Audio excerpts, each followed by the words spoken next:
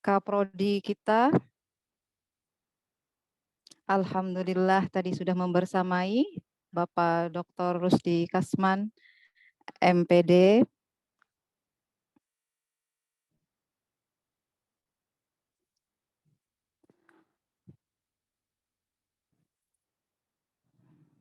Sebentar ya, ini ada Kakak Jana mana, Dek?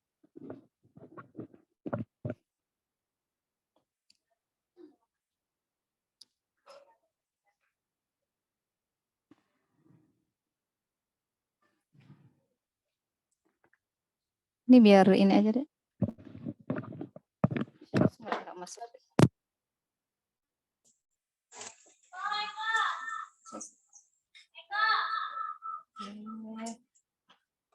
Tadi nggak ada suaranya sudah di sini. Mana?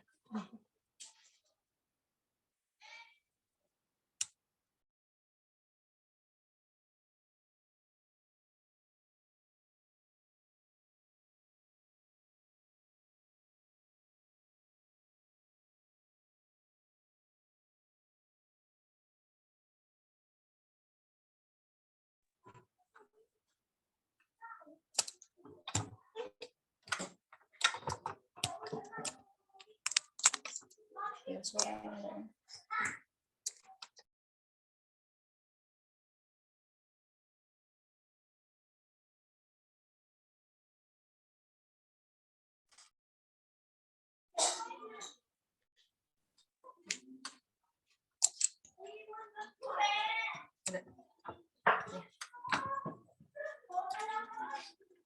Bismillahirrahmanirrahim. Mohon maaf tadi ya, ada feedback suara. Alhamdulillah hari ini kita bersama-sama bisa mengadakan acara seminar dari Himpunan Mahasiswa Bimbingan dan Konseling Pendidikan Islam dengan tema refleksi Hari Pahlawan terhadap fungsi perempuan. Alhamdulillah saya ucapkan selamat juga kepada mahasiswa, panitia, dan sivitas akademika yang sudah berkenan hadir di sini bersama-sama. Alhamdulillah. Nah, kemudian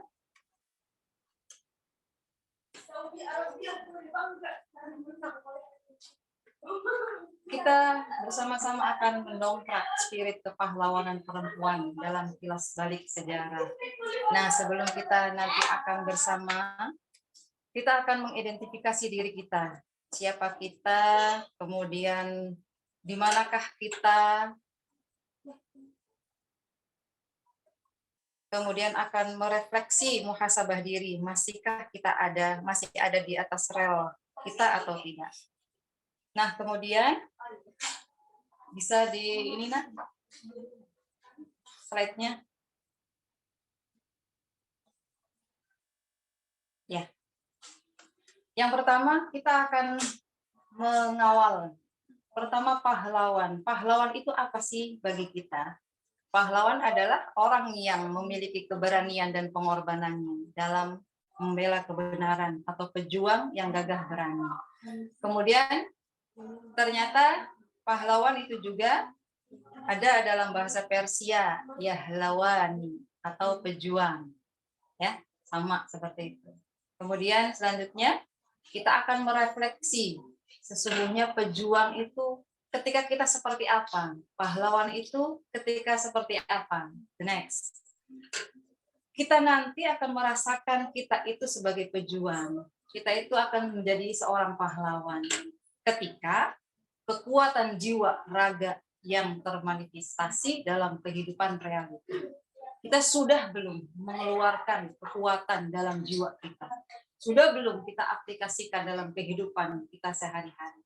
Kalau sudah, berarti kita sudah mulai memasuki dunia kepahlawanan. Kemudian, kekuatan itu yang berasal dari potensi pemberian Allah Subhanahu wa Ta'ala. Kemudian yang terasah dan terkawal dengan baik. Selanjutnya, the next. Nanti kita akan mengetahui kenapa kok kita disebut-sebut perempuan harus begini kebanyakan gitu kan. disebutkan perempuan lagi, perempuan lagi. Kenapa tidak laki-laki? Kenapa tidak ada gerakan laki-laki? Kenapa tidak ada emansipasi laki-laki gitu ya? Nah, kalau kita belajar sejarah ke belakang, baru kita akan mengerti kenapa kok perempuan disebut-sebut untuk bergerak, kenapa kok perempuan disebut-sebut untuk beremansipasi. Karena pernah ada sejarah yang kelam, sejarah yang gelap, yang pernah terjadi pada diri perempuan. Nah, sejarah itu telah menceritakan bahwa perempuan pernah masuk dalam masa gelap dan pusara yang mengubur fitrah, bahkan statusnya sebagai makhluk yang berakal dan makhluk yang memiliki rasa. Itu sudah tidak ada. Perempuan tidak ada statusnya. Nah, kemudian perempuan juga dipandang sebelah mata, seolah bukan makhluk yang pantas menjadi kawan dan sahabat laki-laki. Akan tetapi lebih pada pandangan perempuan sebagai budak yang bisa diperjualbelikan. The next. Ini ada pandangan dari para filosof. Yang kita anggap para filosof itu kan bijaksana. Bijaksana, namun ketika berbicara tentang perempuan, itu luar biasa. Kita akan kaget seperti itu. Tidak seperti yang kita baca teori-teorinya tentang alam semesta, gitu kan? Nah, sekarang perempuan itu menurut para filosof zaman Yunani kuno, ada siapa? Ada Socrates, ada Plato, ada Aristoteles, kemudian ada Thomas Aquinas juga. Nah, perempuan dipandang rendah hanya sebagai alat penerus generasi. Nanti setelah ini kita akan tahu seperti apa hebatnya Al-Quran, nanti akan menjawab. Nah, kemudian Socrates itu berbicara bahwa dua sahabat setia, nih ada dua orang sahabat bersahabat ya, dua manusia dikatakan bersahabat dan setia ketika mereka berdua itu mampu meminjamkan istrinya kepada sahabatnya. Jadi istri itu bisa dipinjam-pinjamkan seperti barang-barang yang kita miliki di dapur ya, ada sendok, ada panci, ada apa lagi, itu boleh dipinjam-pinjamkan. Seperti itu istri, menurut Socrates, sahabat setia bisa dikatakan sahabat setia ketika mampu meminjamkan istrinya. Itu luar biasa. Pandangan yang seperti apa nanti adik-adik sekalian bisa menilainya sendiri. Kemudian ada seorang Plato. Plato itu hidup pada zaman berapa itu? 427 atau 347 SM-nya sebelum Masehi. Sebelum Masehi berarti jauh dari datangnya Islam yang dibawa oleh Nabi Muhammad. Ini luar biasa sejarahnya. Menurut Plato itu kehormatan laki-laki itu ketika mampu memerintah, ketika bisa memerintah. Ketika bisa memerintah seorang perempuan, itu berarti terhormat laki-laki itu. Nah, sekarang kehormatannya seorang perempuan itu justru sebaliknya. Ketika mereka mengerjakan pekerjaan-pekerjaan yang sederhana dan hanya diam ketika dihina.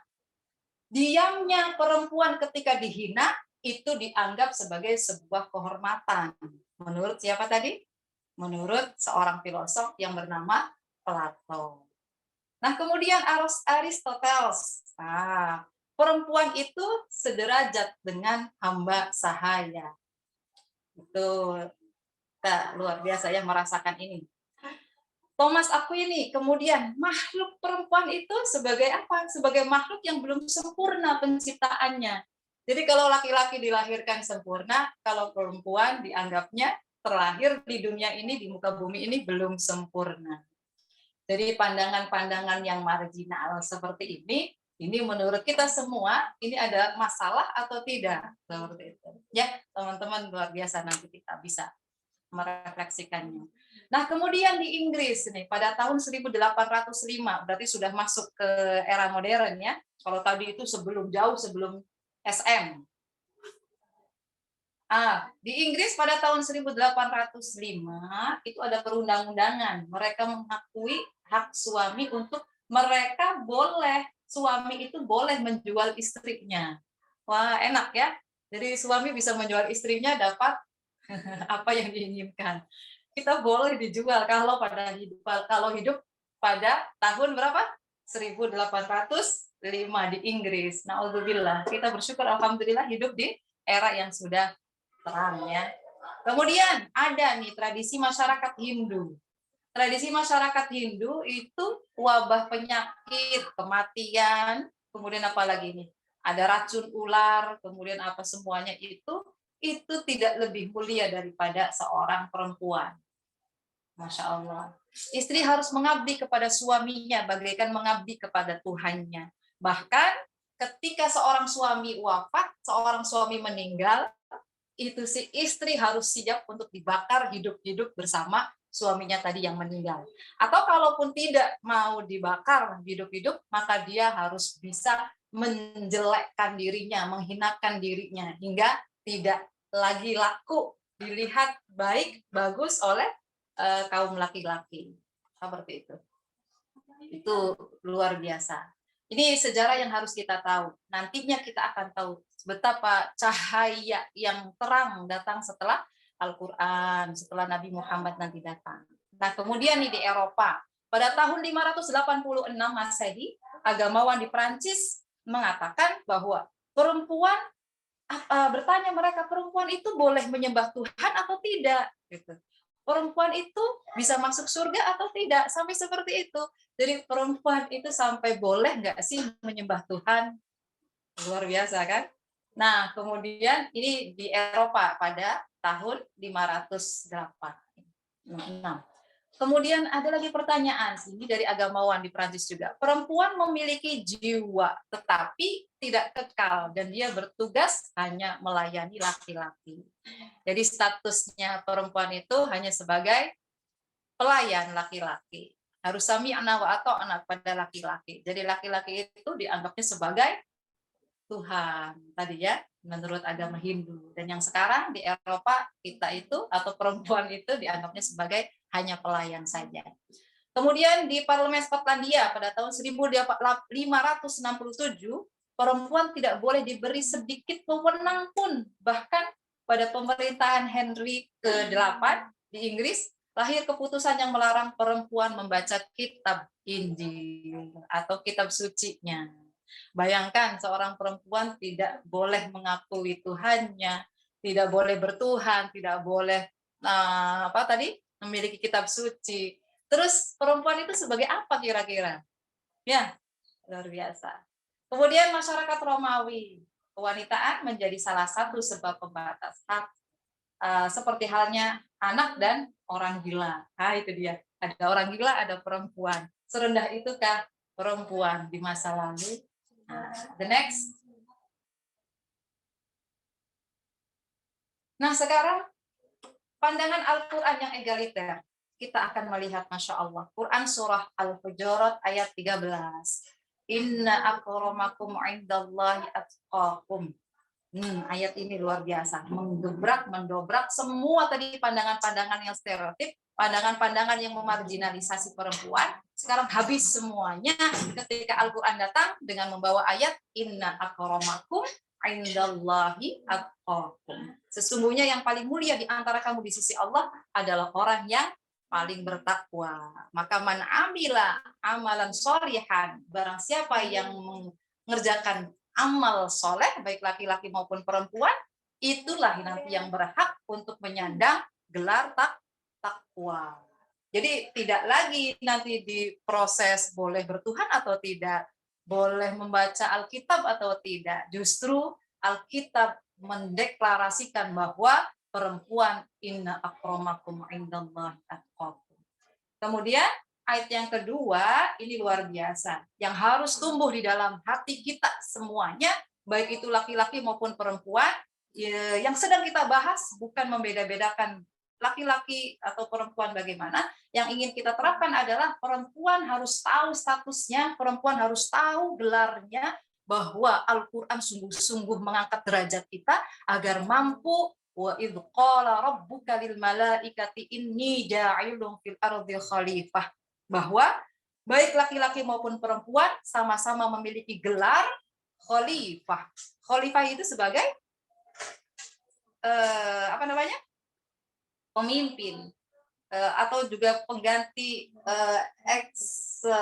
ekspresi Tuhan di muka bumi ini, seperti itu. Maka untuk mampu menjadi khalifah kita punya potensi yang luar biasa yang itu harus kita ketahui. Mana arafa nafsahu, arafa rabbahu. Maka harus tahu kita potensi apa yang Allah beri kepada kita. Allah memberikan banyak sekali maziyah, keistimewaan yang diberikan kepada kita. Sudahkah kita manifestasikan? Sudahkah kita optimalisasikan dalam kehidupan kita sehari-hari? Nah, kalau Allah sudah memberi 2 ayat ini yang luar biasa, ini hanya contoh saja ya, masih banyak ayat-ayat yang lain yang benar-benar mendongkrak kita untuk bisa menjadi abdun yang terbaik fi ahsani taqwim, sebaik-baik hamba. The next. Nah, kemudian dari ayat-ayat itu kemudian banyak juga cerita-cerita nanti dari para sahabiyah, banyak ya nanti dari para sahabiyah, para sahabat-sahabat perempuan di masa Rasulullah itu luar biasa. Nah, dari sana kita akan mengetahui bahwa sesungguhnya perempuan itu memiliki kemandirian. Perempuan harus percaya diri. Nah, yang tadi di masa kegelapan sebelum Masehi, filosof-filosof tadi sudah menggelapkan mata kehidupan perempuan, mengubur masa depan perempuan. Sekarang sudah tidak lagi. Maka perempuan harus percaya diri sekarang. Karena kita sudah diangkat oleh Allah tadi ya, dengan derajat takwa dan dengan derajat khalifah.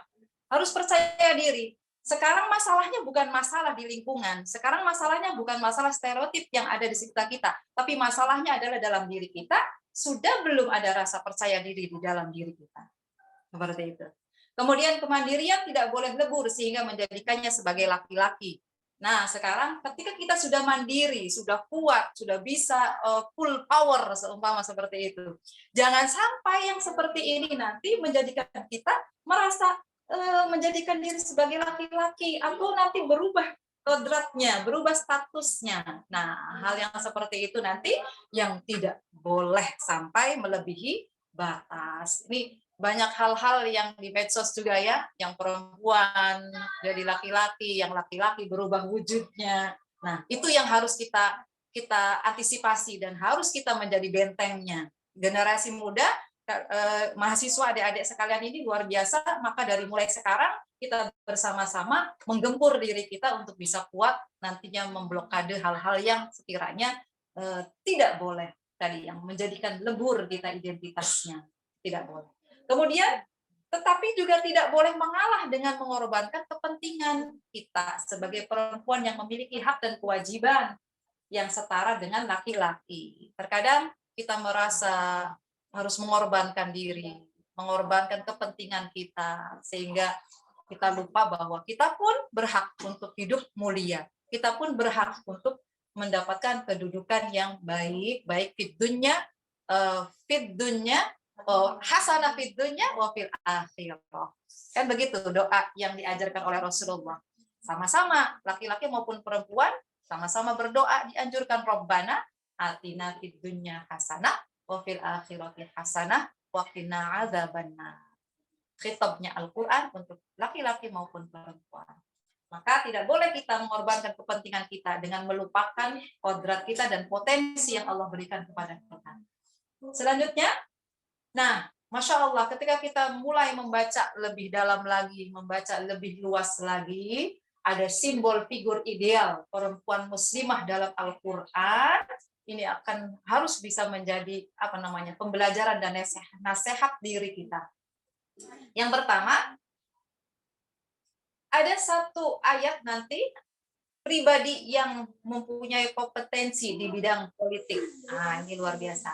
Ada perempuan sebagai pribadi yang mempunyai kompetensi di bidang politik, melek politik dan informasi. Insya Allah kita semuanya sudah melek politik dan melek informasi, ya. Para sahabiyah, para sahabat Nabi ternyata luar biasa, sudah mendahului kita. Beliau-beliau itu berbaiat kepada Rasulullah. Mereka langsung turun dalam kancah perpolitikan ketika itu, luar biasa. Firman Allah dalam surah Al-Mumtahanah, boleh dilihat ayatnya, selanjutnya boleh. Bismillahirrahmanirrahim. Ya ayyuhan nabiyyu idza ja'akal mu'minatu yubayyi'naka 'ala alla yusyrikna billahi syai'a wa la yasriqna wa la yaznina wa la yaqtulna auladahunna wa la ya'tina bi buhtanin yaftarinahu baina aydihinna. Sampai selesai. Nah, di sini menceritakan tentang apa? tentang sahabat Nabi, sahabiyah, para sahabat Nabi yang perempuan pun berbaiat. Berbaiat itu apa? Janji setia kepada Rasulullah untuk tidak apa? Untuk tidak musyrik, tidak syirik, kemudian tidak mencuri, tidak berzina, tidak membunuh anak-anak mereka dan lain sebagainya sampai akhir. Silahkan nanti dibaca. Itu gerakan kaum perempuan yang luar biasa. Bisa bergerak, bisa bersama Rasul, bisa menyertai Rasul dalam berbaiat. Artinya itu adalah perempuan-perempuan yang berpikir, yang cerdas, yang punya keberanian. Itu luar biasa. Dan tentunya itu terbentuk oleh apa? Oleh power yang ada dalam Al-Quran maupun dari Nabi Muhammad SAW. Kemudian yang kedua, ada figur pemimpin yang cerdas dan bijaksana. Perempuan yang menjadi penguasa tertinggi di sebuah negara yang konon namanya negara Sabah. Nah, betapa Al-Quran tidak malu untuk memunculkan figur pemimpin yang tertinggi sebagai ratu. Oh, luar biasa kan? Masya Allah. Al-Quran tidak malu memunculkan itu. Kenapa kita malu? Itu masalah nanti ya. Bismillahirrahmanirrahim, surah An-Naml ayat 23. Inni wajadtum mura'atan tamlikuhum wa utiyat min kulli syai'in wa laha 'arsyun 'azim. Ini ada seekor burung, hudhud kan? Sedang terbang, kemudian berceritalah burung itu kepada Nabi Sulaiman. Sesungguhnya saya menemukan seorang perempuan yang menguasai sebuah negeri. Di dalamnya di dalamnya negeri itu subur makmur, walaha arsyun azim. Arsyun azim itu apa? Tahta yang agung, kekuasaan yang besar. Itu kira-kira seperti apa ya? Al-Qur'an menginginkan apa kira-kira kalau ayat ini dibaca oleh kita seorang perempuan? Kira-kira Al-Qur'an menginginkan kita bagaimana? Apakah kita tidur saja? Apakah main TikTokan saja? Apakah kita bersolek saja? Atau kita jalan-jalan ke mall saja, cari sepatu yang hak tinggi, cari lipstik yang warna-warni. Apakah begitu kira-kira ayat ini ketika kita berdialog? Kita bersama-sama, ya, bersama-sama kita renungkan ayat ini kira-kira mengajak kita untuk menjadi apa? Seperti itu. Ada full power ini yang didorong oleh ayat Al-Quran untuk kita menjadi seperti apa. Nah, kemudian yang ketiga, perempuan memiliki kompetensi di bidang ekonomi atau al-istiqlal al-iqtisadi. Ini kisah ada dua orang perempuan yang sedang menggembala kambing. Dikenal di situ adalah sebagai kegiatan ekonomi masyarakat ketika itu yang masyhur, karena tidak hanya kaum perempuan saja, kaum laki-laki ternyata di situ sedang berdesak-desakan ingin memberikan minum pada hewan peliharaannya. Nah, ternyata di situ ada dua orang perempuan. Walamma warada ma'a Madyana wajada alaihi ummatan minan nasi yasqun. Nah, ceritanya dua perempuan itu sedang beraktivitas dalam bidang ekonomi tadi, ingin memberikan minuman kepada binatang ternaknya. Artinya kita ini diperlihatkan kepada kita, Al-Quran memperlihatkan kepada kita bahwa ini loh dua sosok perempuan bergerak dan aktif dalam bidang ekonomi. Nah, kira-kira masihkah kita harus terkungkung di dapur, di sumur, di kasur saja? Tidak. Al-Quran memberikan kesempatan. Ya, tinggal nanti ada nasihat-nasihat dari ayat Al-Quran juga ketika kapan di dapur, kapan di sumur, dan kapan di dapur, sumur, kasur. Nah, itu nanti wilayah kajiannya, kajian keluarga sakinah, mawaddah, warahmah.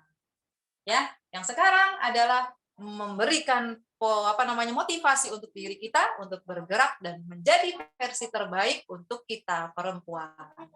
Kemudian selanjutnya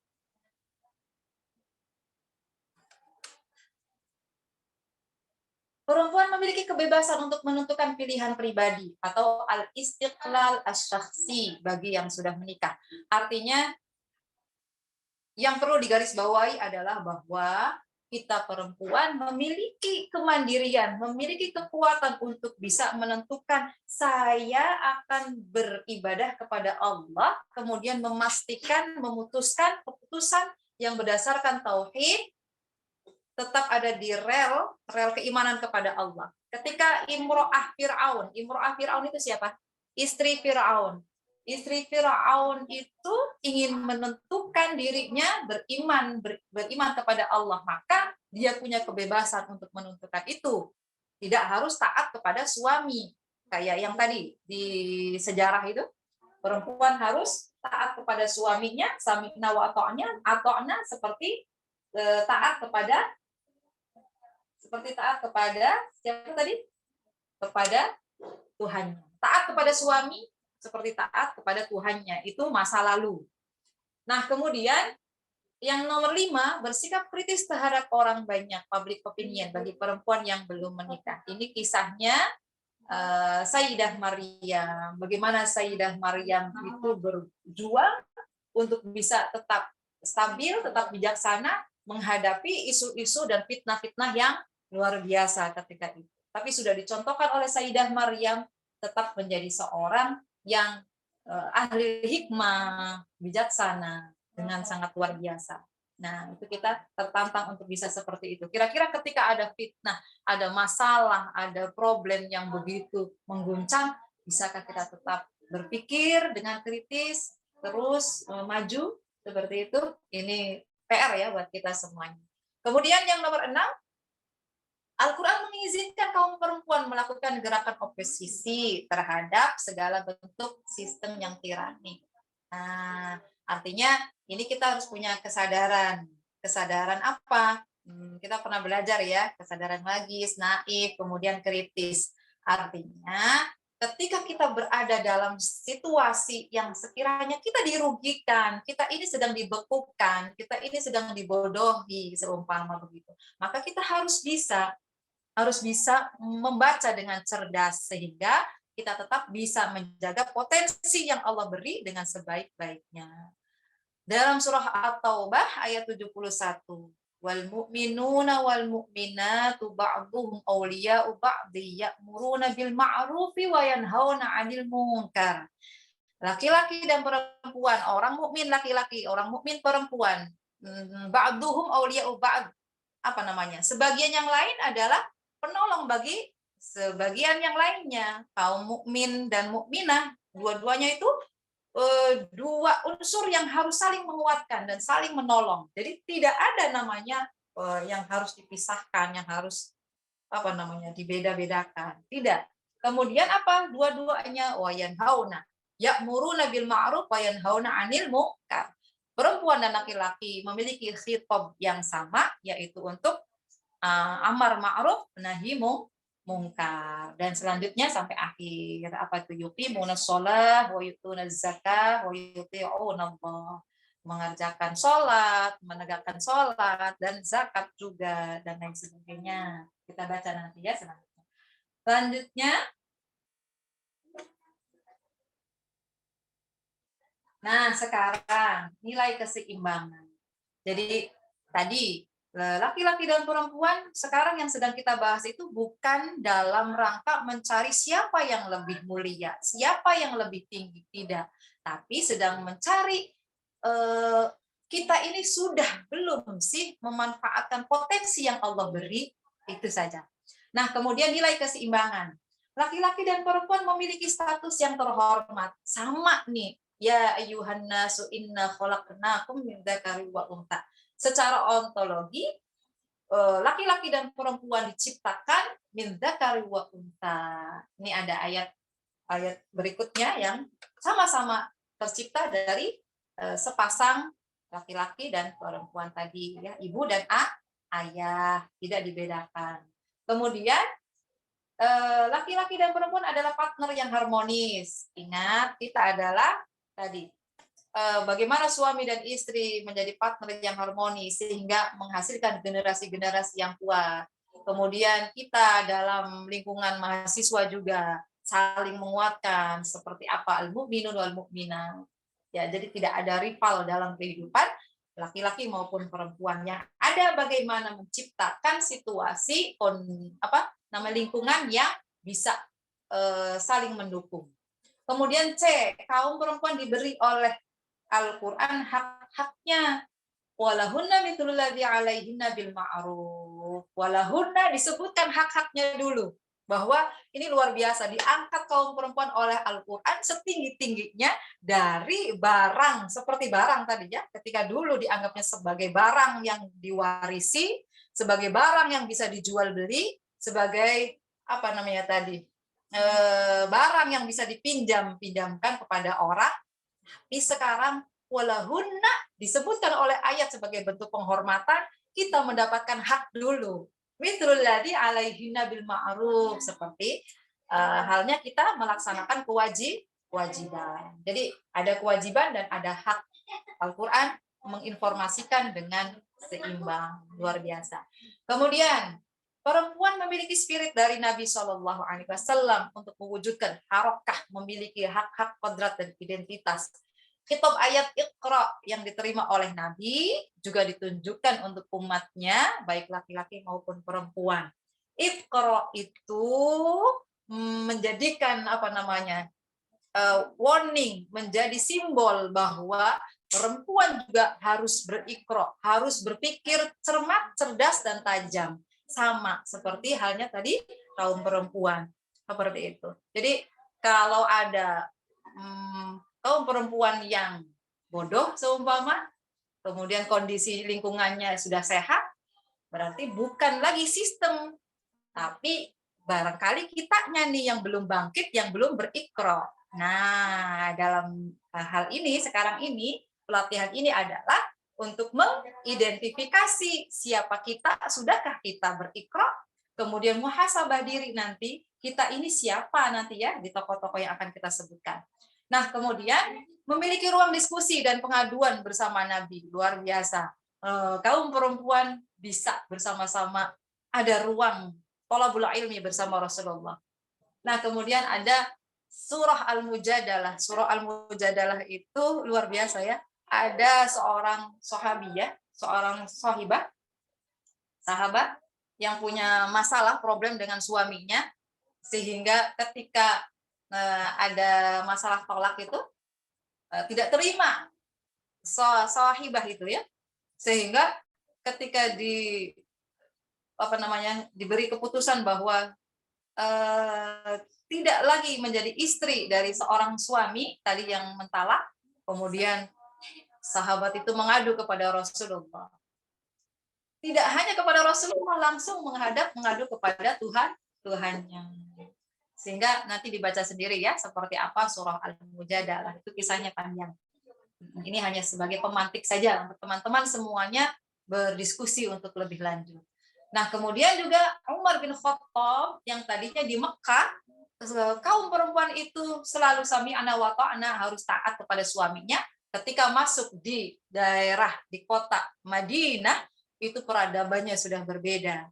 Kaum perempuan di sana memiliki hak suara. Kaum perempuan boleh ketika tidak setuju dengan suaminya, boleh berkomentar. Itu luar biasa. Kemudian laki-laki dan perempuan sama-sama memiliki daya intelektualitas dan spiritualitas yang baik, yang bagus. Itu sama-sama memiliki yauma taral mu'minina wal mu'minat yas'a nuruhum baina aydihim. Jadi yas'anuruhum, memiliki cahaya yang diberikan oleh Allah, sama-sama seperti itu. Jadi tidak ada buat kita ini memaafkan diri kita. Jadi melegalkan diri kita untuk ya sudahlah, saya mah biasa-biasa saja. Saya mah nggak harus seperti dia, nggak boleh seperti itu. Kita sudah diberi potensi yang luar biasa. Ini ayat-ayatnya. Ya, ayo bersama-sama semangat. The next. Ini waktunya panjang jadinya ya. Ada 4 tokoh perempuan utama. Ini luar biasa. 4 perempuan utama di muka bumi yang disebutkan oleh Rasulullah ada Sayyidah, siapa? Sayyidah Khadijah, ada Sayyidah Fatimah Az-Zahra, kemudian ada Sayyidah Maryam, kemudian ada Sayyidah Asiyah bin Muzahim. Ini dari 4 tokoh ini dengan karakter yang berbeda, dengan peran yang berbeda, baik laki-laki maupun perempuan boleh ya nanti. Yang adik-adik yang teman-teman mahasiswa yang laki-laki nanti boleh nanti. Ini menjadi alat analisa yang punya adik nanti, yang punya saudara, yang punya ibu, yang punya apalagi kakak ipar perempuan gitu kan. karakter kita ini nanti di siapa?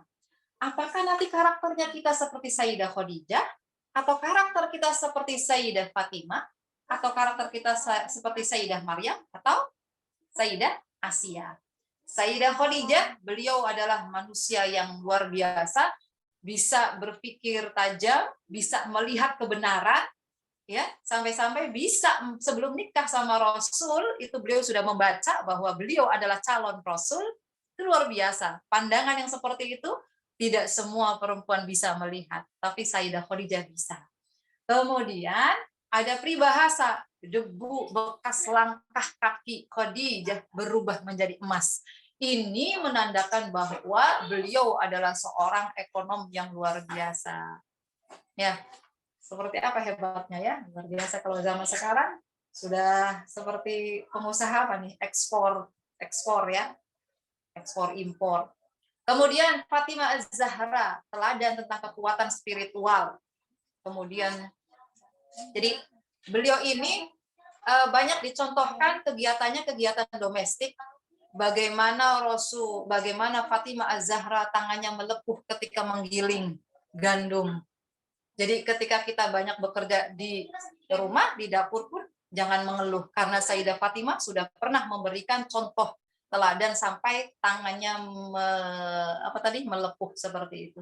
Artinya walaupun ada di ruang domestik, tapi pemikirannya, kegiatannya, perannya juga terus berkomunikasi dengan Tuhan dan umat. Sebagaimana Fatimah Az-Zahra juga mendampingi Rasulullah dalam berdakwah, sampai-sampai Fatimah Az-Zahra disebut sebagai Ummu Abiha, karena Sayyidah Khadijah sudah wafat, maka digantikanlah peran keibuannya Ummu Abiha, ibu dari ayahnya.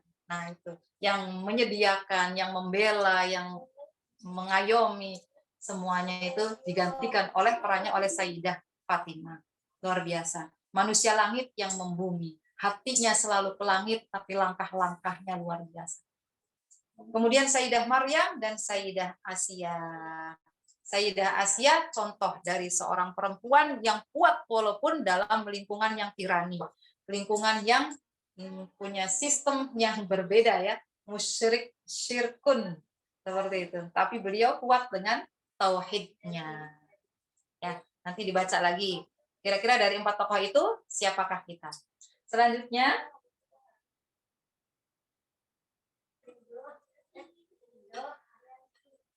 ini hanya sekedar contoh saja.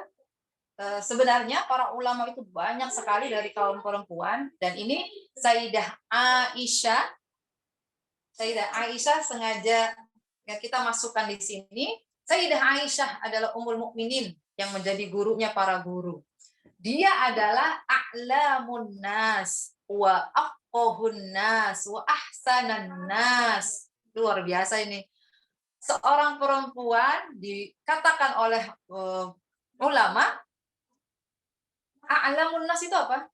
Orang yang paling pandai-pandainya manusia, sepandai-pandainya manusia, a'lamun nas, aqohun nas, paling pakihnya manusia. Wah, ini Sayyidah Aisyah. Kemudian ahsanun nas, sebaik-baik manusia. Itu luar biasa, gelar yang seperti ini luar biasa didapatkan oleh seorang perempuan. Berarti perempuan yang seperti apa, dididik seperti apa, Masya Allah. Ya, semoga kita bisa mengambil motivasi dari itu. Nah, kemudian tadi sudah disebutkan juga, beliau adalah salah satu perawi yang terbanyak dari 4 perawi. Abu Hurairah, Abdullah bin Umar, Anas bin Malik, dan yang satunya adalah Sayyidah Aisyah, Ummul Mukminin radhiyallahu anha. Kemudian ada Ummul Fadl Wahatiyah, beliau adalah guru dari para wali, sufi perempuan, nanti dibaca sendiri ya. Kemudian ada Robiah Adawiyah, beliau seorang wali masyhur sekali, sufi perempuan juga. Kemudian punya ide-ide tentang spiritualitas yang tinggi. Tentunya ini dihasilkan dari ikhtiar yang luar biasa seorang perempuan. Nah, kemudian silakan nanti baca seperti apa Robiah Adawiyah. Kemudian Sayyidah Nafisah, sama tadi Robiah Adawiyah memiliki murid-murid yang banyak dari kaum laki-laki juga, itu tadi banyak. Kemudian Sayyidah Nafisah adalah terkenal gurunya Imam Syafi'i. Dan beliau juga aktif berperan di lingkungan masyarakatnya di kota Mesir. Tercatat dalam sejarah ketika Sayyidah Nafisah ingin pindah ke kota yang lain, ternyata masyarakat di tempat itu menahan beliau agar tetap bertahan di negara Mesir. Kenapa itu? Seorang perempuan yang tercatat memiliki ilmu, memiliki spiritualitas yang tinggi tentunya. Itu hanya 4 saja, banyak sekali yang bisa kita cari sebenarnya ya di kitab-kitab banyak seperti itu. Nah, dari yang sekian ini tadi yang 4 tadi yang sudah kita sebutkan, Sayyidah Aisyah itu nanti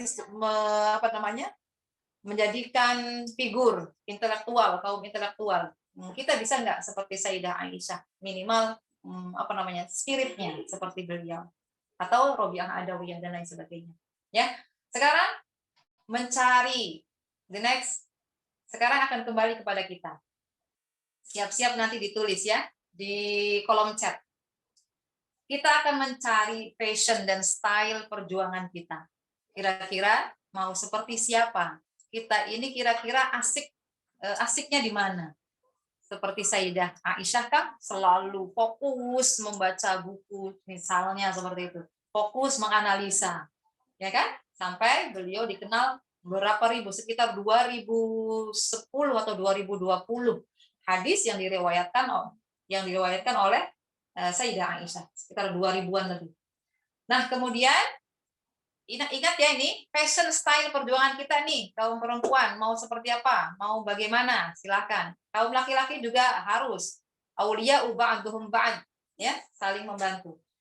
Kemudian the next, sekarang kita kembali ke Indonesia. Setelah jalan-jalan tadi kemana-mana, dari zaman kuno sampai zaman modern, pahlawan perempuan. Nah, sekarang the next, pahlawan perempuan Indonesia. Ibu cuma ambil beberapa saja. Ada gerilya, perjuangan pahlawan. Ada Cut Nyadi tadi sudah disebutkan. Ada Laksamana Malahayati. Beliau bergeraknya dengan bergerak langsung secara fisik berperang. Itu luar biasa, silahkan yang mau bergerak secara fisik. Kemudian 2 tokoh, Raden Ajeng Kartini, kemudian ada Rasuna Said. Itu dua-duanya bergerak memperjuangkan emansipasi wanita, karena biasanya memang sesuai dengan konteks ya, konteks lingkungannya seperti itu.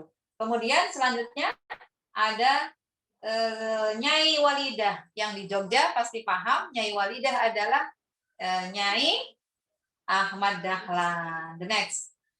Beliau ikut berjuang bersama suaminya mendirikan sekolah, memajukan pendidikan dan pendidikan khusus kaum perempuan juga. Beliau membangun, mencerdaskan dan memberikan bekal agama. Nyai Walidah yang di Jogja, nanti ada kisah ya di sana.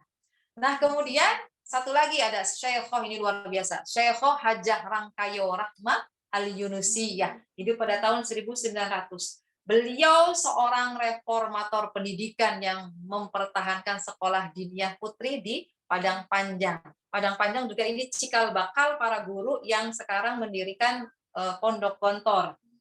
Nah, Masya Allah ini. Kemudian beliau mendapatkan penghargaan dari petinggi Universitas Al-Azhar, sampai pemikiran beliau itu menjadikan rintisan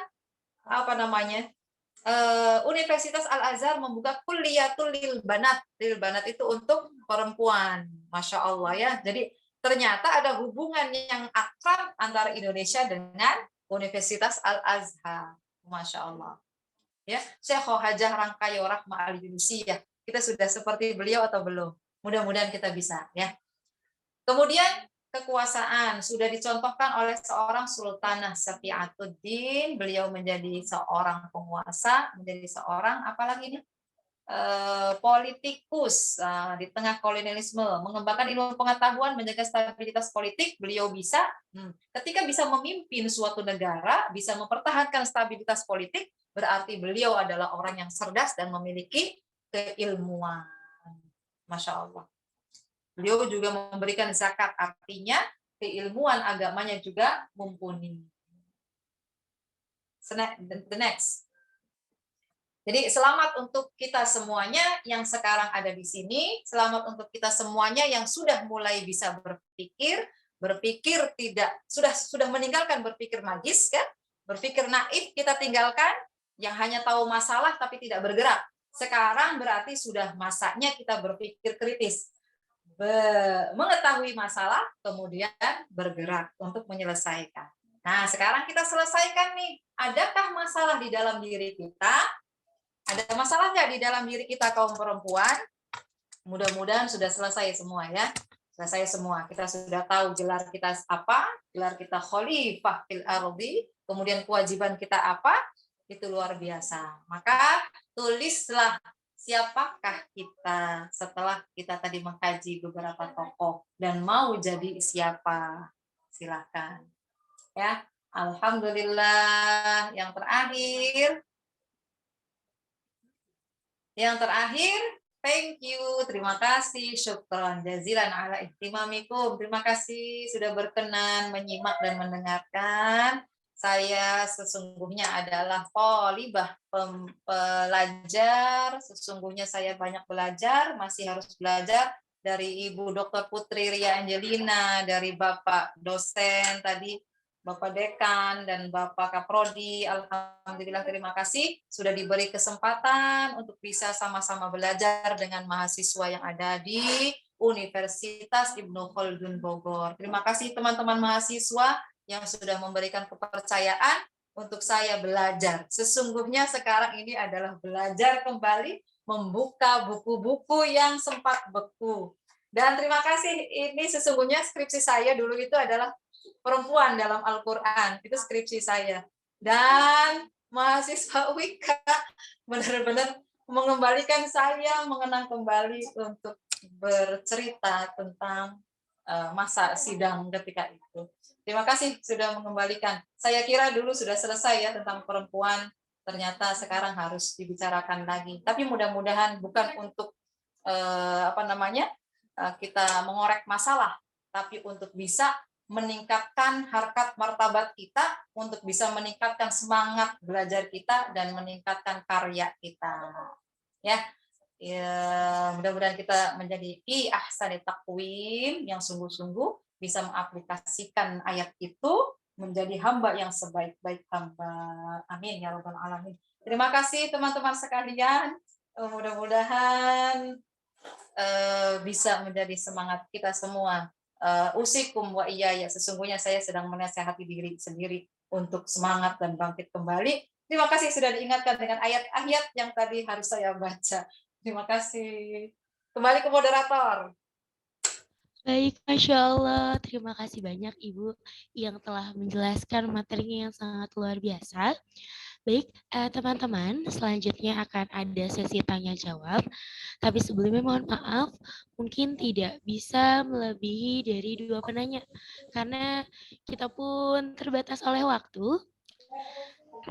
Baik, untuk yang raise hand ada 2 orangnya, ada Kak dan Kak Intan. Baik, untuk penanya pertama, dipersilakan untuk Kak Andre. Waktu dan tempat dipersilakan Kak untuk bertanya. Terima kasih Mbak Putri. Assalamualaikum Bu Nurlaira. Perkenalkan Ibu Andre dari Bali. Izin bertanya. Untuk saat ini kan kalau kita ketahui ya Bu ya, untuk toleransi antar pria dan wanita itu kan mulai pudar ya Bu ya. Dan semakin banyak diskriminasi terhadap wanita.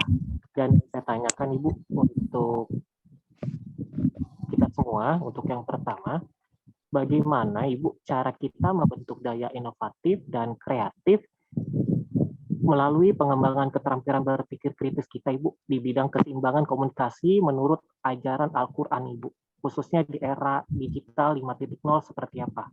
Lalu kedua, bagaimana seharusnya kami sebagai agen of change untuk membangun kompetensi dalam jangka panjang Ibu untuk bidang keagamaan ini, khususnya di era industri 5.0, serta kita akan menghadapi bonus demografi di tahun 2030 nanti Bu. Karena kalau kita ketahui, kayak teman saya ini Bu, mereka ini sudah mulai pudar, Ibu. Namanya menanggapi keseimbangan toleransi antar wanita. Nah, itu bagaimana, Ibu, untuk kita lebih kritis inovatif dan sebagai agent of change, Ibu. Terima kasih.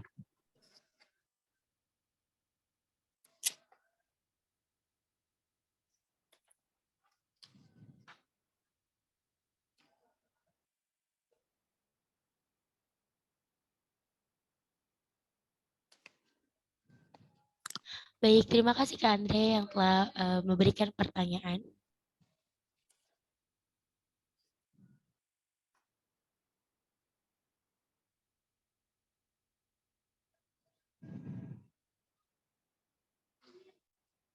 Baik, Ibu, untuk pertanyaan Ya, langsung dijawab atau ditampung terlebih dahulu? iya langsung saja nggak apa-apa. Baik, Ibu. Iya. Tadi kakak siapa yang tanya?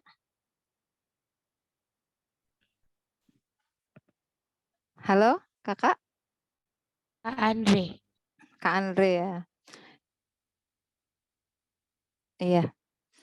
Ini luar biasa pertanyaannya ya, Masya Allah. Bagaimana membentuk kita untuk bisa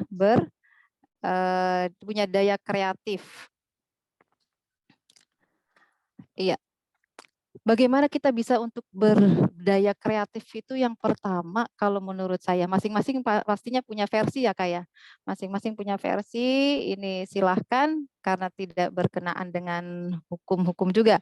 Yang pertama yang pasti arofa nafsahu dulu. Arofa nafsahu itu mengenali diri kita. Mengenali diri kita, kita itu punya potensi apa nih? Allah pasti sudah beri kita potensi. Masing-masing kita berbeda. Artinya Allah beri kita maziyah, keistimewaan di bidang apa? Ya kan?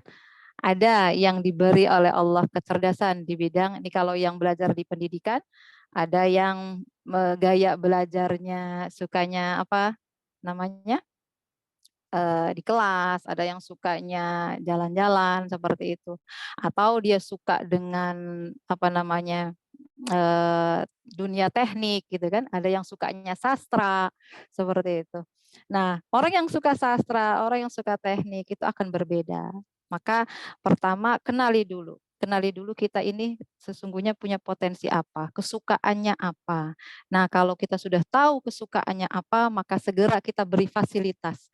Artinya kita yang harus cerdas, apa kebutuhan kita selanjutnya. Kalau seumpama kita suka dengan syair-syair, dengan puisi, seumpama maka kita cari referensi tokoh-tokoh puisi yang luar biasa. Kita belajar caranya bagaimana Hamka bisa membumikan syairnya untuk bisa menjadi ajaran agama juga, bermanfaat untuk kemanusiaan walaupun beliau sudah tidak ada, tapi Masya Allah selalu hidup bersama kita. Seumpama lagi B.J. Habibie ya, beliau dengan dunia teknologinya seperti itu. Nah, mudah-mudahan kita ini bisa menjadi salah satu dari beliau yang mengenali potensi yang kita miliki. Mungkin itu Kakak ya. Mudah-mudahan kita bisa mengenali itu sehingga segera kita bisa mengisi kekosongan kalau kita masih belum optimal. Seperti itu. Nah, kemudian kalau tadi saya tidak salah memahami ya Kak, bagaimana mungkin sikap kita menanggapi toleransi antar kaum perempuan yang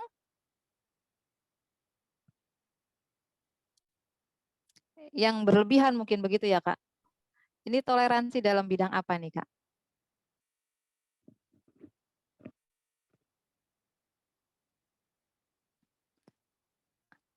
Mana Kakak Andre? Udah masih ada apa sudah ini? Aku hilang, Kak. Iya, iya.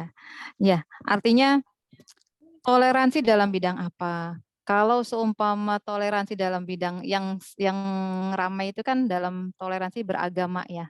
Kalau toleransi kita saling menghormati dalam hal sosial, kehidupan sosial itu luar biasa Kak. Jadi ayo bersama-sama kita saling menguatkan, saling membantu untuk bisa menemukan kira-kira kita bisa berkarya yang terbaik seperti itu. Tapi kalau sudah toleransi tentang agama yang berlebihan seumpama saya harus apa namanya ikut ke warnanya dia seperti itu. Itu kan berbeda lagi, Kak.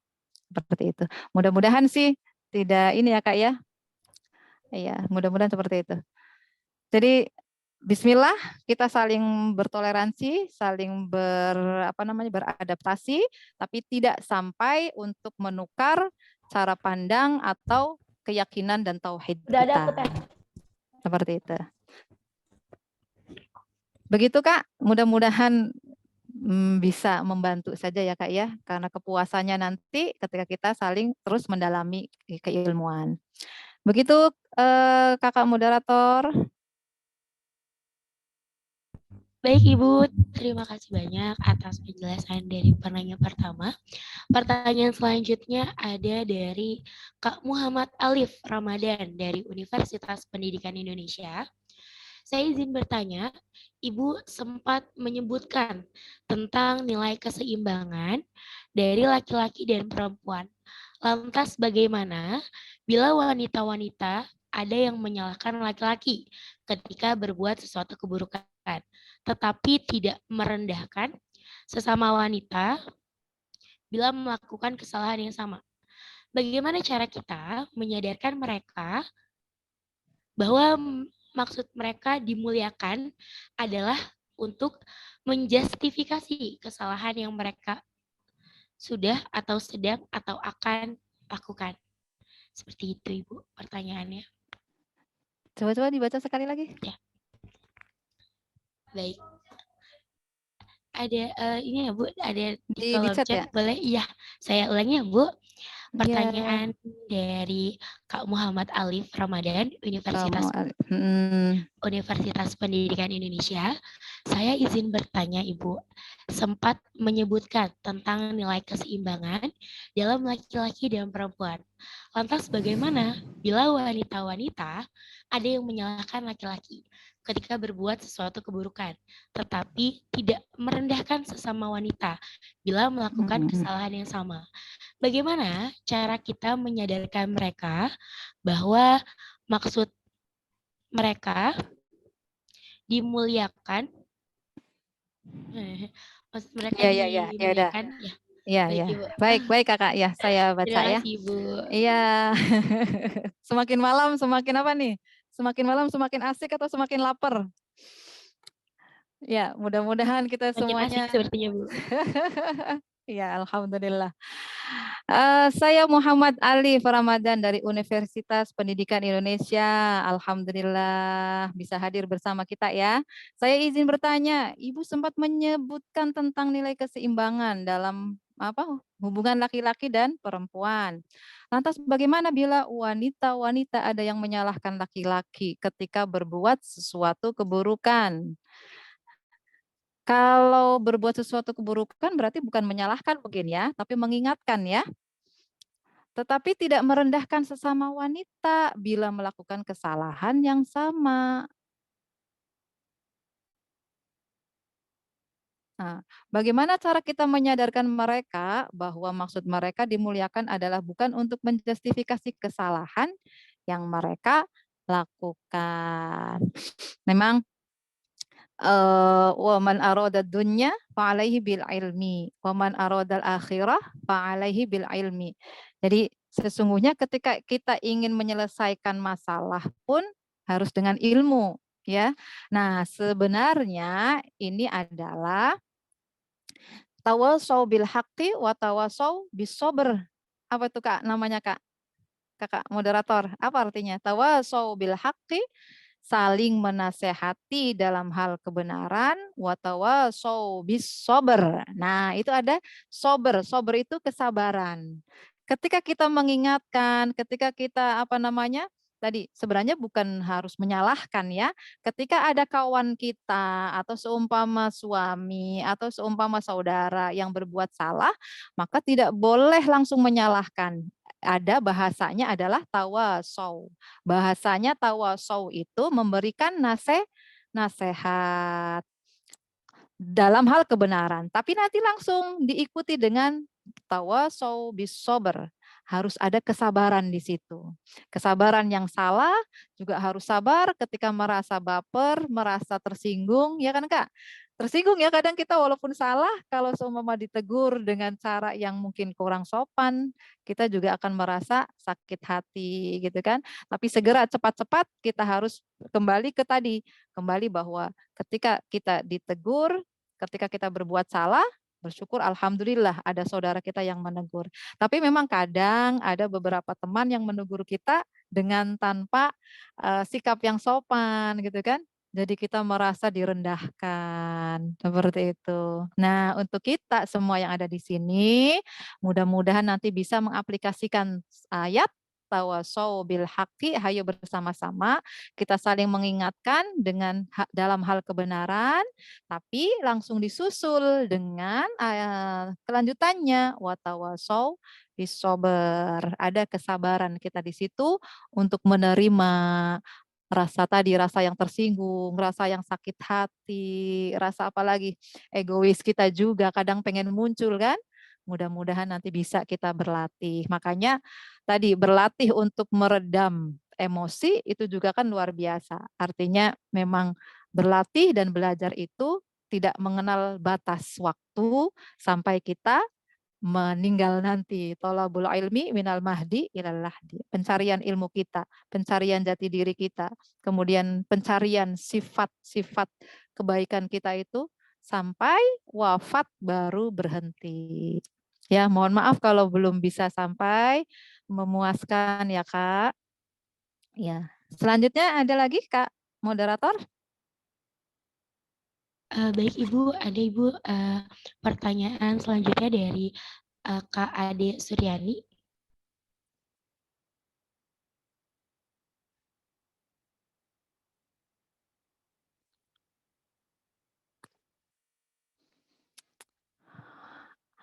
Ada Muhammad Satrio. Muhammad Satrio dari mana ini?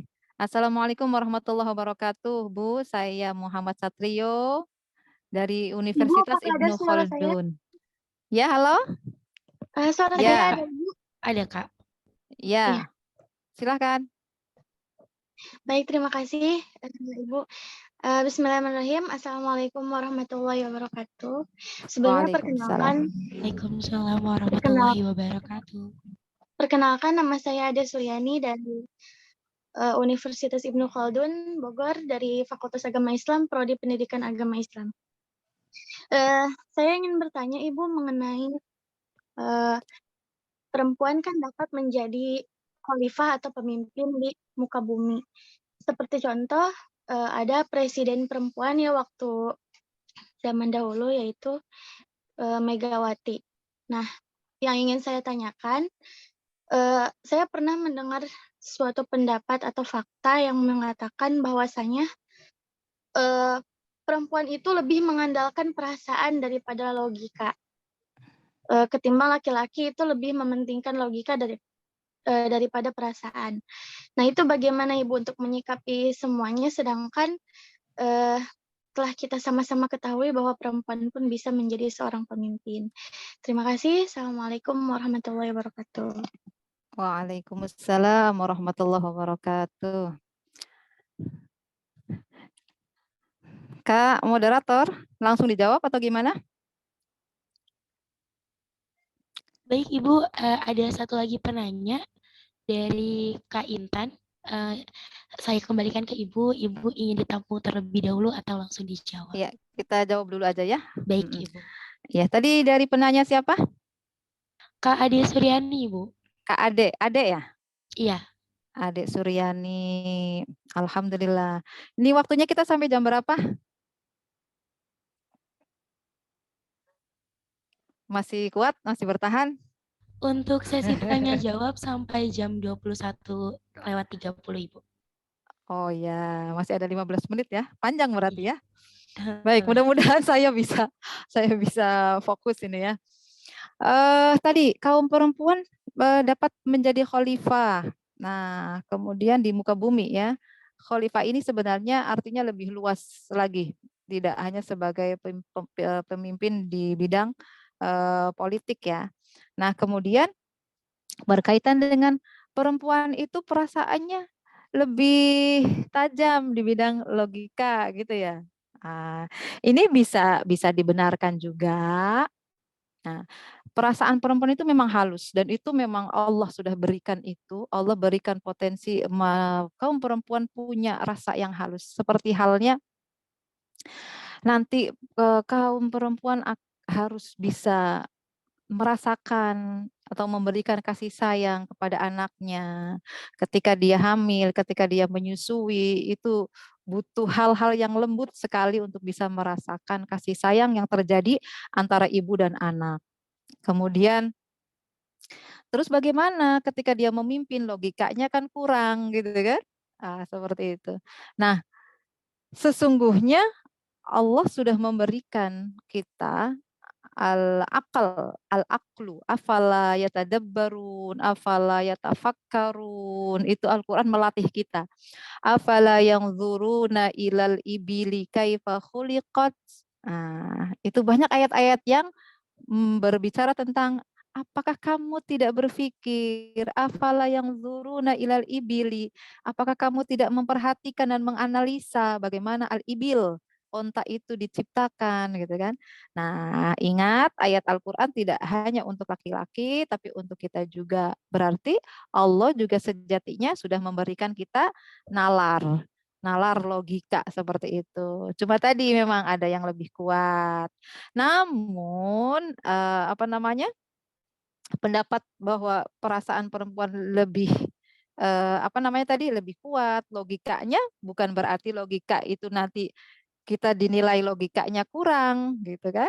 Perasaan boleh lebih halus, tapi kita bagaimana caranya berlogika juga berlogika yang sehat. Ketika kita punya ilmu pengetahuan, ketika kita punya pengalaman, ketika seorang perempuan itu pernah dididik dan ditempa dengan serius, maka insya Allah seorang perempuan, walaupun tadi ada perbedaan seperti itu, dia memiliki apa? Memiliki seni juga untuk memimpin. Ya, seperti halnya tadi, Sayyidah Maryam, dia bisa stabil juga ketika menghadapi konflik dalam masyarakatnya. Dicontohkan kan? Seperti itu. Jadi sesungguhnya kita bisa mencari solusinya ketika tadi akal logika kita misalnya tadi belum sampai stabil. Berarti ada yang kurang.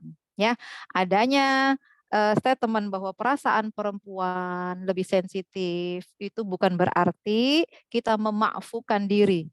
Memaafkan itu apa? Memaklumkan diri bahwa oh berarti logika saya tidak harus nalar kritis gitu kan. Tidak harus begitu juga. Pokoknya kita sadar, kita berusaha menyadari kemampuan kita sampai seperti apa, kemudian kekurangannya harus segera kita tutupi. Kalau seumpama kita kurang ide, masih kurang ide berarti solusinya kita kurang membaca mungkin. Atau kita kurang pengalaman berarti solusinya kalau kita misalnya belum berorganisasi, ya ayo kita cari pengalaman itu di organisasi. Karena memang benar, ketika kita baik laki-laki maupun perempuan sesungguhnya ketika seumpama seorang perempuan itu aktif dalam organisasi dan seorang laki-laki tidak aktif dalam organisasi, maka ada seni yang berbeda. Ya, kemampuan seni memimpinnya seorang perempuan yang tadi dia dididik di dalam organisasi, maka dia akan memiliki keistimewaan, akan memiliki kelebihan di bidang kepemimpinan. Tapi seumpama tadi ada seorang laki-laki, seumpama anak laki-laki yang tidak dikenalkan dengan organisasi, maka dia kurang memiliki pengetahuan dan pengalaman di bidang kepemimpinan. Maka biarlah ada statement bahwa perasaan perempuan lebih sensitif dan logika mungkin lebih begitu, tapi tadi segera kenali diri, kemudian cari solusinya. Dengan cara apa? Drilling itu apa? Menggembleng diri untuk segera mencari solusi apa kekurangan kita. Mudah-mudahan kita bisa ya.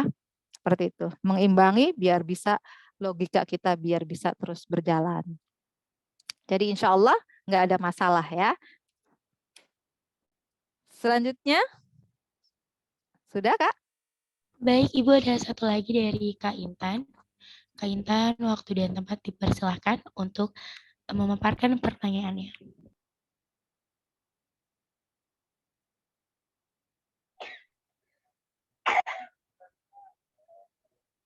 Iya Kak,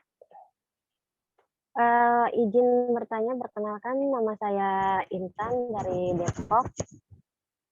Izin bertanya, pertanyaan saya, apa kiat-kiat kami sebagai pemuda dalam mengembangkan soft skill dan hard skill kami di bidang terhadap diskriminasi perempuan di era digital untuk memajukan Indonesia ke depannya menuju Indonesia Emas 2045 seperti apa? Sebentar deh, tadi untuk mengembangkan apa?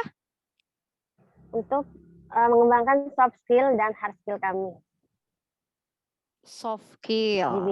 bidang soft skill dan hard skill kami di bidang terhadap diskriminasi perempuan di era digital untuk memajukan Indonesia ke depannya menuju Indonesia Emas 2045 seperti apa? Yang kedua, bagaimana teknologi dan sumber daya manusia Indonesia dalam mendukung pengembangan bidang perkembangan keagamaan ke depannya seperti apa? Itu aja, Bu. Bagaimana Mohon tanggapannya. SDM kita? Gimana SDM kita untuk mendukung? Bagaimana kesiapan teknologi dan sumber daya manusia Indonesia dalam mendukung pengembangan di bidang perkembangan keagamaan ke depannya seperti apa? Ya. Sebelumnya, Ibu boleh bertanya ya, kira-kira diskriminasi apa yang dilihat oleh Kak Intan?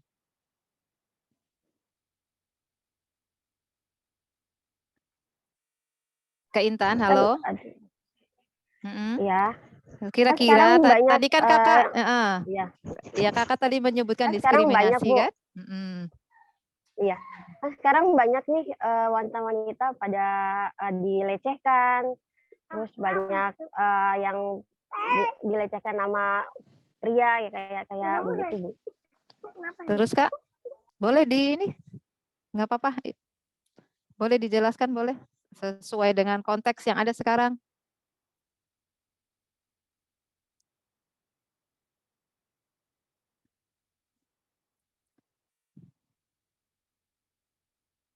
Halo? Halo? Iya. Iya. Kan banyak wanita-wanita sekarang pada dilecehkan, terus pada direndahin sama kaum pria kayak gitu, Bu. Saya HP-nya. Iya. Kan? Iya, sudah Kak Intan. Iya, terima kasih. Ini masalah kita bersama ya. Yang perlu kita bahas berarti akar masalahnya. Akar masalahnya apa? Perempuan didiskriminasi atau dilecehkan dan direndahkan.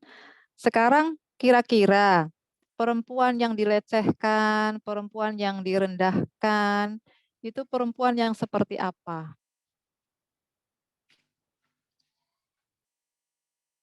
Nah, bisa jadi ini ada dua opsi ya, dua versi. Memang ada seorang perempuan yang pertama dirinya pribadi kurang menghargai martabatnya, kurang menghargai harga dirinya, gitu kan. Seumpama dia harus, kalau seumpama kita ngelihat di medsos itu kan, banyak hal-hal yang memang kurang baik, seumpama seperti itu. Pakai baju yang seperti apa, kemudian posting hal-hal yang kurang baik gitu kan. Nah, itu kan sebenarnya bisa juga membuka peluang untuk direndahkan atau dilecehkan. Cara berpakaiannya seumpama kurang sopan, itu bisa juga membuka peluang direndahkan atau dilecehkan. Maka yang pertama kita dulu mengukur bagaimana bisa tampil yang sekiranya sopan dan tidak dilecehkan. Tapi yang kedua bisa jadi pribadi seorang perempuan itu sudah rapih, sudah bagus, tapi dia berada di lingkungan yang kurang baik. Seumpama nih, dia ada di satu masyarakat yang memang kurang berpendidikan, sehingga apapun seumpama kita, apapun kondisi kita selalu dikomentari kan, selalu dikomentari. Seperti itu. Sehingga merasa kita itu dilecehkan juga. Nah, bagaimana caranya? Sementara ada seorang ulama yang mengatakan kalau salah seorang guru mengatakan Luqmanul Hakim beserta anaknya. Luqmanul Hakim beserta anaknya itu membawa keledai. Ceritanya keluar dari rumah berjalan. Pertama keledai itu apa namanya? Dinaikin oleh ayahnya. Kemudian dikomentari setelah dinaikin oleh ayahnya yang nuntun anaknya, dikomentari oleh orang yang lewat tadi. Itu ayah tidak sayang sama anaknya. Seorang ayah tidak sayang sama anaknya. Terbukti apa? Dia naik onta, tapi anaknya suruh nuntun. Nah, habis itu turunlah si ayah dan naiklah si anak di atas keledai itu. Setelah berjalan, kemudian dikomentari lagi. Itu anak nggak berbakti sama orang tuanya, sama ayahnya. Sudah tahu ayahnya lebih tua gitu kan, kenapa dia yang naik keledai. Nah, akhirnya karena mendengar kalimat seperti itu, turunlah si anak. Kemudian bersama-sama dua-duanya naik ke keledai. Setelah naik keledai dua-duanya jalan, setelah jalan berapa meter lah seperti itu anggap saja, dikomentari juga itu orang tidak sayang sama hewan gitu kan. Hewan satu dinaikin oleh dua orang. Tuh. Oke, turun lagi dua orang itu. Setelah turun dua orang itu dituntunlah si keledai itu, tidak dinaikin. Nah, setelah dituntun, ada yang komentar lagi. Wah, itu orang bodoh, punya kendaraan kok tidak dipakai, gitu kan? Seperti itu. Jadi, itu luar biasa sebenarnya. Itu apa namanya ya? Ungkapan-ungkapan pelecehan, diskriminasi yang seperti itu, pelecehan seperti itu, komentar-komentar masyarakat seperti itu, kita tidak bisa menyetopnya, kita tidak bisa memberhentikannya. Maka segeralah saja kita fokus ke soft skill dan hard skill kita nih. Bagaimana caranya kita fokus untuk membangun diri saja sekarang. Ya, apa yang dilakukan oleh orang selama itu tidak menyakiti fisik kita, sudahlah kita berusaha untuk meninggalkan itu, kemudian segera fokus untuk bisa membangun apa yang ada dalam diri kita, baik itu soft skill maupun hard skill-nya kita. Itu tergantung ke hobi kita, tergantung apa yang sedang kita perdalam selama ini kan. Kalau kuliah kita di bidang pertanian, silahkan perdalam ilmu pertaniannya. Kalau kita belajar di bidang pendidikan, maka perdalam juga hal-hal yang mendukung pendidikan. Ya, sedikit itu kakak, mudah-mudahan bisa membantu ya.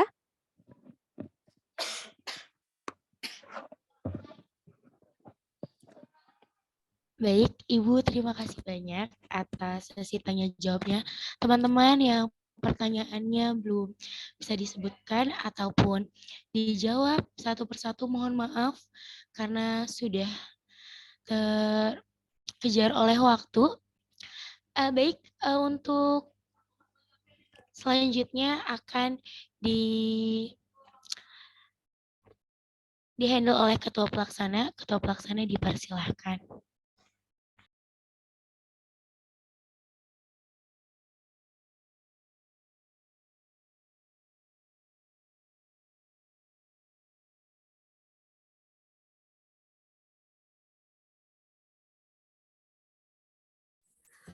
Oke, terima kasih teman-teman telah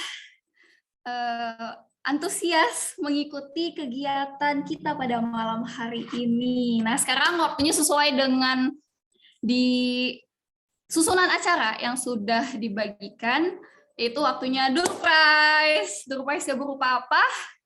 Berupa pulsa senilai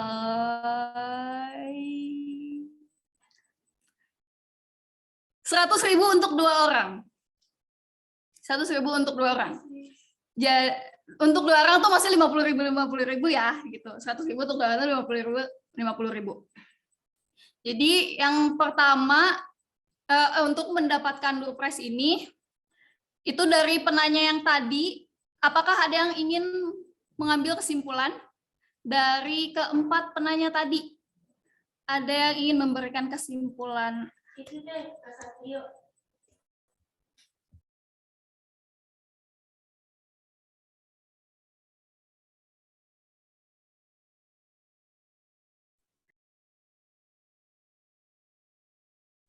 Oke, Kak Andre, apakah siap? Tadi kan nanya ya, mau menyimpulkan?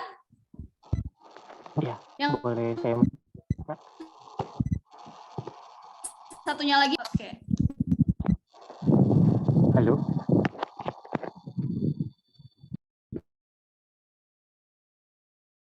Terdengar suaranya.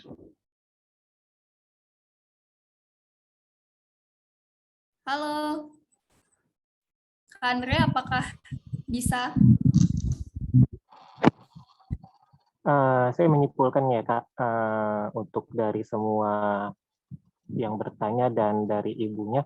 Jadi untuk kesiapan kita ini, kita lebih paham terlebih dahulu Kak, tentang namanya gender atau bagaimana caranya kita untuk saling toleransi antar perempuan. Jadi kayak tadi kan ada yang bertanya tentang diskriminasi dan ada yang bertanya tentang bagaimana caranya kita untuk lebih kritis juga terhadap para perempuan. Nah, jadi untuk kita sebagai khususnya saya kaum pria, jadi kita harus lebih paham terlebih dahulu Kak, bagaimana cara kita ke depannya khususnya para perempuan ini kita saling menghormati untuk pertamanya. Lalu kedua, bagaimana cara kita bisa berempati terhadap para perempuan supaya kita ini sejajar, Kak. Karena dalam ilmu agama, kata guru agama saya, itu dalam dunia ini kita harus sama, Kak. Tidak ada membeda-bedakan. Jadi untuk kita jangan bersangka buruk kepada wanita dan kita harus saling menjaga kultur, Kak. Itu saja kesimpulan dari semuanya, Kak. Terima kasih.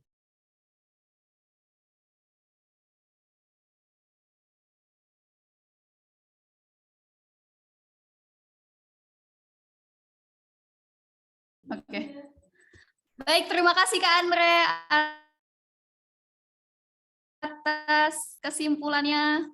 Dan ternyata setelah diskusi panitia, door prize kita tambah 1. Gitu. 2 lagi random ya. Tadi yang angkat tangan siapa ya? Oh, Kak Satrio nih dengan setia dari tadi Iya ya. Kak, ada Kak Satrio. Boleh nih kesimpulan, mau kesimpulan nggak? Yang angkat tangan.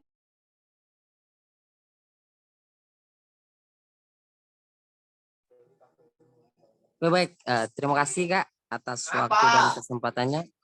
Jadi suara saya kedengaran? Terdengar Kak. Ya baik, terima kasih. Sebelumnya izin memperkenalkan diri lagi. Ya, saya Muhammad Setiro Age dari mahasiswa pertukaran inbonya di Universitas Ibnu Khaldun Bogor. Jadi yang sesuai tadi disampaikan oleh kakak yang pertama yang telah memaparkan materi, saya ingin menambahkan lagi. Jadi pada dasarnya perempuan itu adalah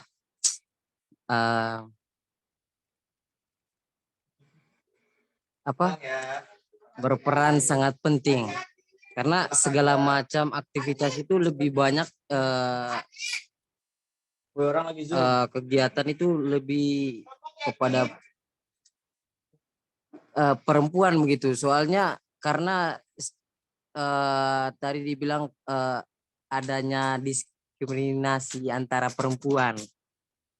Jadi itu sebenarnya tidak ada, itu tergantung daripada sikap perempuannya, bagaimana dia menempatkan posisi atau diri dia di mana dia sekarang. Jadi lebih ke bagaimana dia bisa menempatkan diri dia sebagai wanita, sebagai perempuan, dan bagaimana dia meningkatkan soft skill dia. Karena secara garis besar laki-laki dan perempuan itu sama. Yang membedakan dia bagaimana cara dia berprosesnya dia, cara dia mendapat masalah itu sebagian daripada bagaimana menimbulkan soft skill dia untuk menjadi lebih baik lagi. Begitu Kak. Terima kasih Kak. Baik, terima kasih banyak kepada Kak Satrio yang telah memberikan kesimpulannya dengan padat dan jelas. Oke, untuk satu lagi pulsa ya. Satu lagi itu siapa ya? Kak Nuraida. Boleh?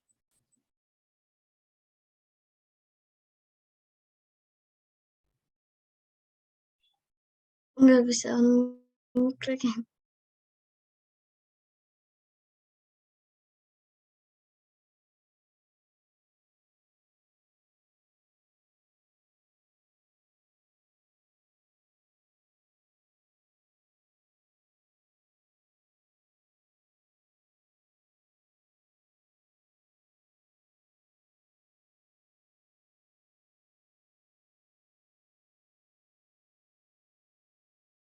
Baik, perkenalkan nama saya Siti Nur Aida dari Fakultas Ibnu Khaldun, Prodi Komunikasi Penyiaran Islam. Kesimpulan dari saya, tanpa perempuan kita tidak ada di dunia ini. Perempuan harus hadir berpikir yang cerdas dan rubah perasaan atau peran di dapur saja, tapi harus jadi melahirkan generasi yang cerdas. Dan manusia yang hebat itu, ini ada juga perempuan yang hebat. Di dalam manusia yang hebat terdapat perempuan yang hebat. Dan perempuan harus tahu gelar perempuan yang ditingkatkan oleh Allah derajatnya dalam Al-Quran. Dan menyelesaikan masalah itu harus dengan ilmu. Jadi setiap kita perempuan atau maupun laki-laki, jika kita mempunyai masalah itu harus dengan ilmu gitu. Terima kasih.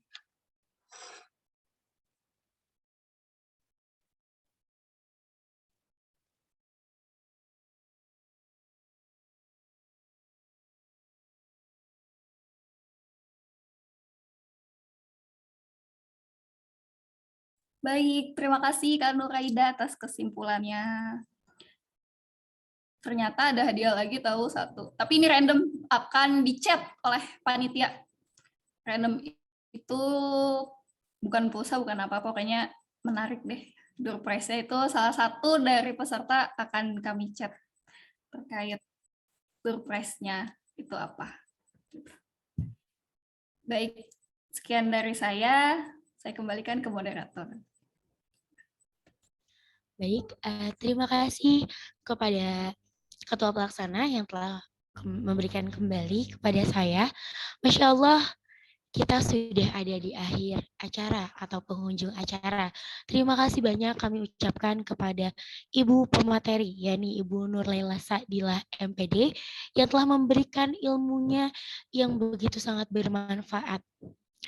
Kesimpulan yang bisa kita ambil sama-sama, adanya ketidaksetaraan perempuan di masa lalu ini akibat dari dibatasinya akses perempuan untuk memperoleh pengetahuan. Akibatnya, perempuan menjadi tidak berintelektual, sehingga cara satu-satunya adalah perempuan harus menuntut ilmu di era saat ini. Perempuan yang cerdas adalah perempuan yang berani membela kebenaran dengan landasan Al-Quran. Baik, teman-teman, kita ada di penghujung acara.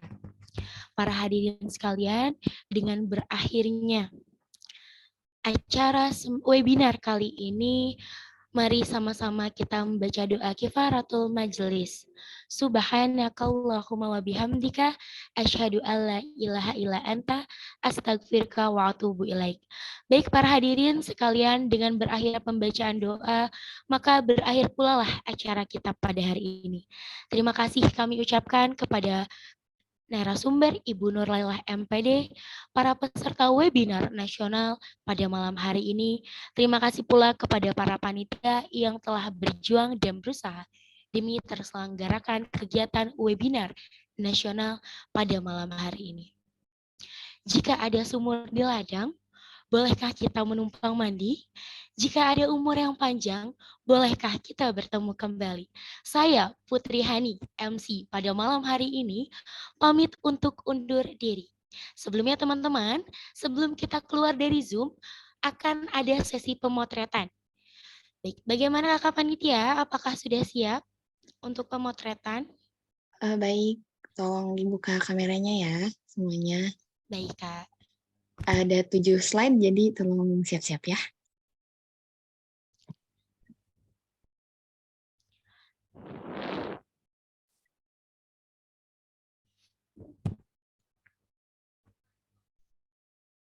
Untuk kakak-kakak yang lain, boleh dibuka kameranya karena akan ada sesi pemotretan bersama. Sudah siap semuanya? Slide pertama.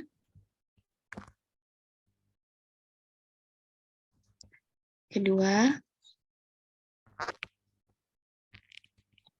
Pasti dipotret. 3. 4. 5. 6. 7. Baik, sudah. Terima kasih. Baik, terima kasih kepada Katia. Baik, saya ucapkan terima kasih kembali kepada para peserta yang telah mengikuti acara hari ini dari awal hingga akhir. Untuk itu, saya ucapkan terima kasih. Wassalamualaikum warahmatullahi wabarakatuh.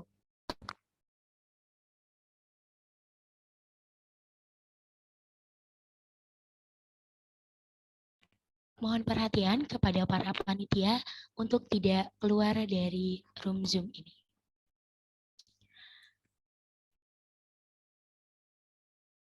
Ibu Nurlailah Sa'dila, terima kasih banyak telah membersamai kami, telah memaparkan materinya yang Masya Allah sangat luar biasa.